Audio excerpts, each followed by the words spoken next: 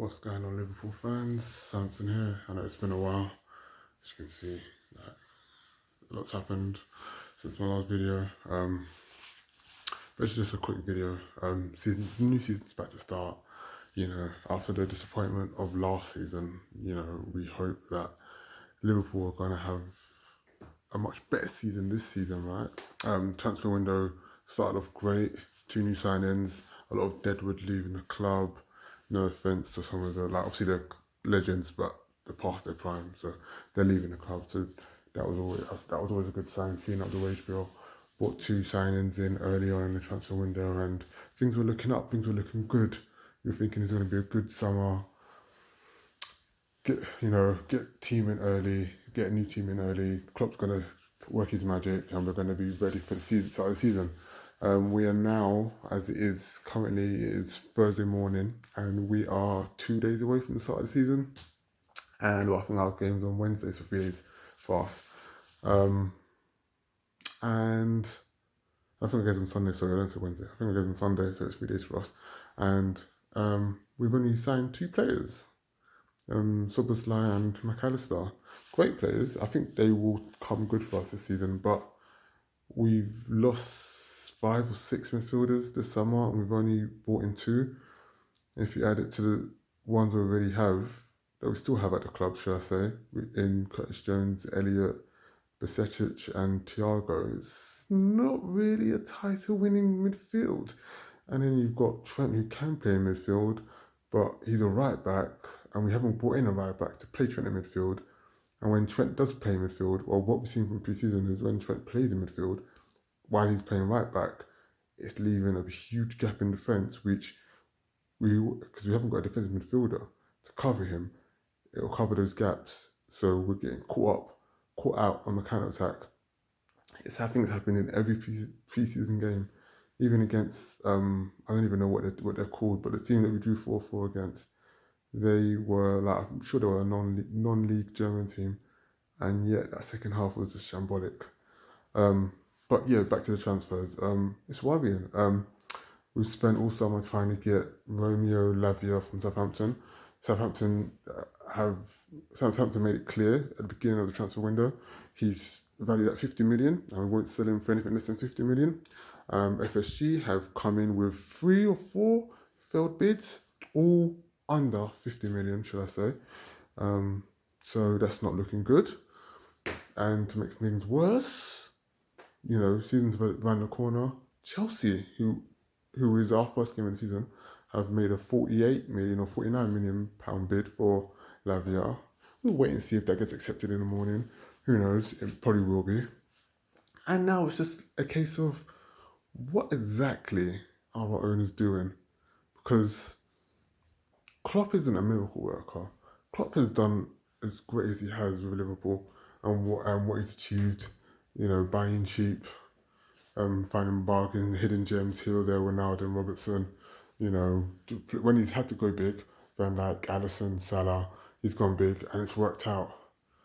But this is the point where after last season, after the failures of last season, we can't be lingering around and hanging around 5th, 6th, 7th for more than a season. Like anything, if we're not back in, I hate saying Champions League football because Champions League football isn't the be all and end all, but competing is the be all and end all, especially for a team like Liverpool, with the expectation that the fans have and the promise from Klopp and the owners. And I just wonder what FSG actually doing. Like, we're not a club that doesn't have money. So we have money. And yes, okay, we're building a stadium. We're not building it. Well, we're expanding a stadium. Cool. We built a new training complex. We brought back Melwood. So I get it. Money's being stretched in other places, but like when you look at the players that have been available this window, right? Declan Rice, 100 million. No, first we this all started from last season when we couldn't get Tchouaméni, and we said, cool, we didn't get Tchouaméni. We panicked and got Arthur Melo. That didn't work out. So it was evident. Klopp, the owners, made it clear we're going to get Bellingham in the next summer, in 2023. We're going to get Bellingham summer 2023. The end of the season come round, summer 2023 starts, and Bellingham ends up at Real Madrid. hey, it is what it is. That happens, you know. Play your targets. You don't always get your targets in the transfer window. That's fair enough. But Bellingham goes to Real Madrid, and then you look at who else is available. Rice, perfect Jordan Henderson replacement. He goes to Arsenal for 100 million. Then you've got Caicedo, who is probably a better version of Lavia in my defense, or in my opinion, should I say? Um, he's valued at what, 70, 80, maybe even 90 million, maybe even more. I can't remember. At Brighton, and we're not going for him. Instead, we're going for Lavia, who again, who Southampton has said is they're valued him at 50 million. He's not worth 50 million at all. He's not. I think us going for Lavia probably is the worst mistake in this transfer window. But it's a case of we've set him out as a target, and it looks like we're going to miss out on another target.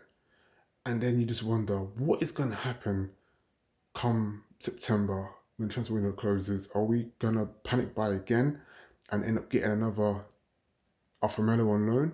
Not Arthur Melo himself, but another Arthur Melo on loan on the last day of the season, and he doesn't feature for us, and we just go through these struggles again. And to make matters worse, even if you just take even if you exclude the transfer for midfield, we haven't addressed issues in defence. Okay, so we've got Trent at right back, who wants to play centre mid, but we haven't brought a right back in to play right back, so we can use Trent in centre mid.